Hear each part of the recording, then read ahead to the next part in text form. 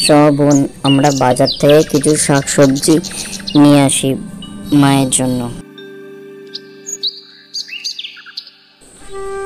শাকসবজিটা তাড়াতাড়ি নিয়ে এলে আবার তো রান্না করতে হয়। আজ বাজার তো বেশ ফাঁকাই দেখছি, তা না হলে অনেক কিছু বাজার করে নি, তারপর না হয় একটু বসে আমরা গল্প করে তারপর বাড়ি যাব, কি বলিস? আর যা গরম পড়েছে বাবা, আর পারি না। চ মাছের বাজার ওখান থেকে একটু ঘুরে তারপর বাড়ি যাই। যাই দেখি সামনে যে ইলিশ মাছ ওলাটা বসে আছে, ওনার থেকে একটু ইলিশ মাছের দাম দরটা করে নিই। যদি আমার সাধ্যের মধ্যে হয় তবেই না নিতে পারবো মায়ের জন্য।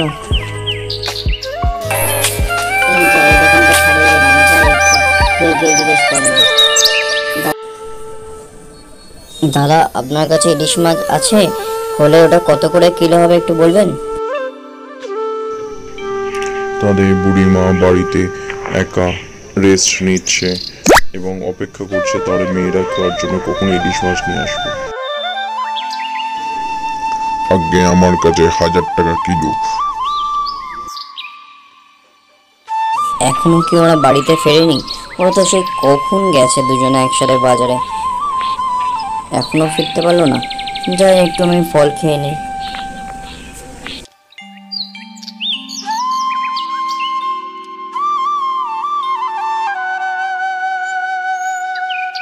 हेलो दोस्तों, स्वागत है आपका एक और नई वीडियो में। आज मैं आपके लिए एक डिफरेंट टाइप की वीडियो लेकर आई हूँ। आई होप মা একটু ইলিশ মাছ আবদার করলো, মাকে খাওয়াতে পারলাম না। 1000 টাকা কিলো মাছ কি করে খাওয়াবো? দেখি দিদির সাথে আলোচনা করে দিদি কি বলে, তারপরে না হয় দেখা যাবে। বোন, তুই কি আমাকে খুঁজছিলিস? এই একটু চা খাচ্ছিলাম। হ্যাঁ বল, কি বলছিলিস? দিদি, আজ যা ইলিশ মাছের দাম শুনলাম আমার তো মাথায় হাত। তাহলে কালকে কি একবার কাউকে সঙ্গে নিয়ে নদীতে মাছ ধরতে যাবি? কি বলিস তুই? হ্যাঁ, গেলেও হয়, দেখি।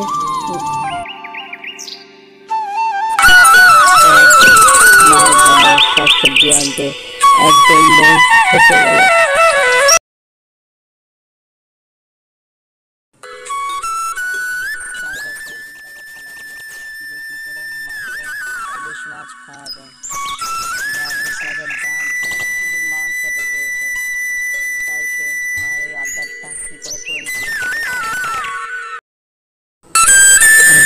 সকাল হতেই দিদি শাক আনতে চলে গেল।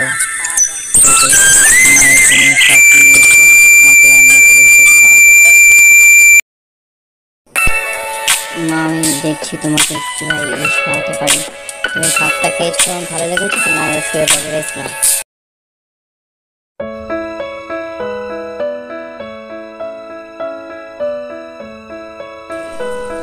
ছোট বোনটি আবার বাজারে গিয়ে ইলিশের দাম দর কষাকষি করতে লাগলো, কিন্তু এবারেও সেই খালি হাতে ফিরলো বাড়িতে।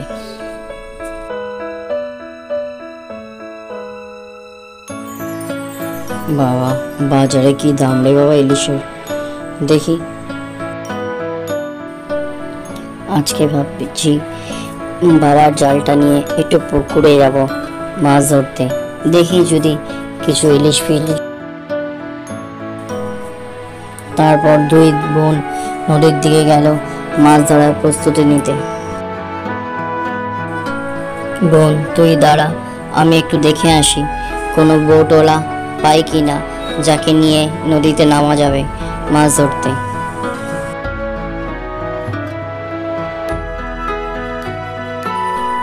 অবশেষে তারা নদীতে একটা বোট দেখতে পায় এবং তারা সিদ্ধান্ত নেয় ওই বোটটা নিয়েই তারা নদীতে যাবে মাছ ধরতে। দিদি, আমাকে মাকে পাহারা দিতে হবে। তুই এক কাজ কর, তুই নদীতে যা, আমি ছুটকিকে পাঠিয়ে দিচ্ছি, ও তোর সাথে যাবে নদীতে মাছ ধরতে, ঠিক আছে?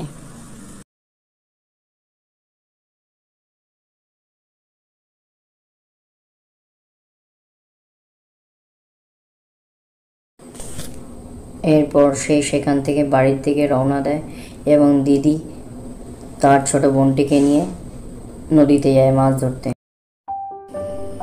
অবশেষে তারা দূরে একটি বোট দেখতে পায় এবং এক ভদ্রলোক সেটিকে চালিয়ে আসে। সে তখন ভদ্রলোকে দাঁড়াতে বলে, দাদা একটু আমাদের সাহায্য করবেন, আমরা নদীর দিকে যাব, কিছু মাছ। নদী কিন্তু আজ বেশ উত্তাল, আপনারা পারবেন তো মাছ ধরতে? আপনাদের দেখে তো অত অভিজ্ঞতা সম্পন্ন মনে হচ্ছে না, আপনারা পারবেন তো? দেখুন।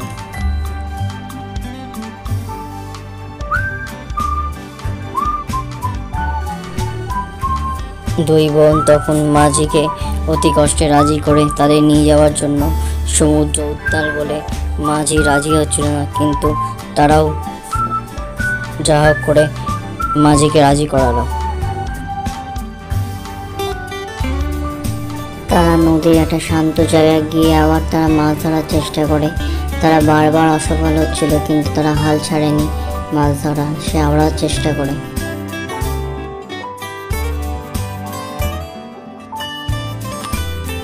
অবশ্যই তাদের ধরা পড়ে একটি ছোট্ট মাছ। তারা মাছটিকে নৌকার মধ্যে তোলে। মাছটি তারপরে তাদের থেকে প্রাণ ভিক্ষা চাইতে থাকে।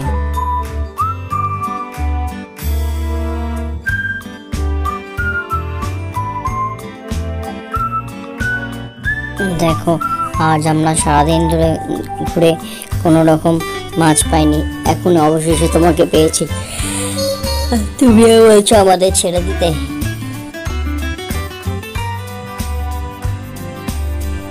মাছটির কথা শুনে দুই বোনের খুব মায়া হলো মাছটির উপর। তারা মাছটিকে জলের মধ্যে আবার ছেড়ে। তাদের এই মহানুভবতার জন্য সেই মাছটি হঠাৎ করে তার আসল রূপ নিয়ে নেয়। সে হঠাৎ করে এটি পরীর আকার নিয়ে নেয়।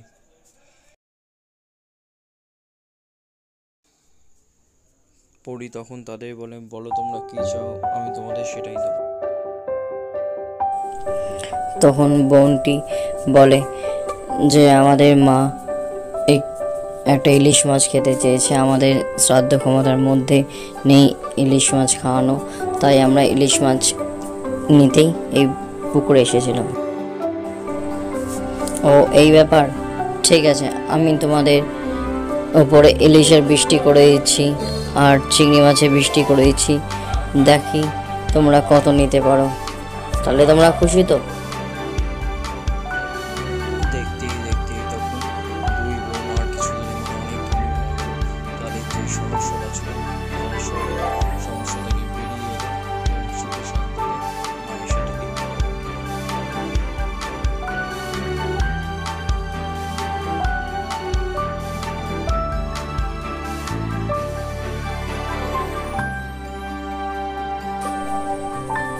ছোট্ট বন্ধুরা, আমাদের এই মজার কার্টুন ভিডিওটা তোমাদের কেমন লাগলো তোমরা কমেন্ট করে জানিও, আর সাবস্ক্রাইব করে আমাদের চ্যানেলের পাশে থেকো, যাতে আমরা তোমাদের জন্য এরকম মজার ভিডিও আরও আনতে পারি। ঠিক আছে?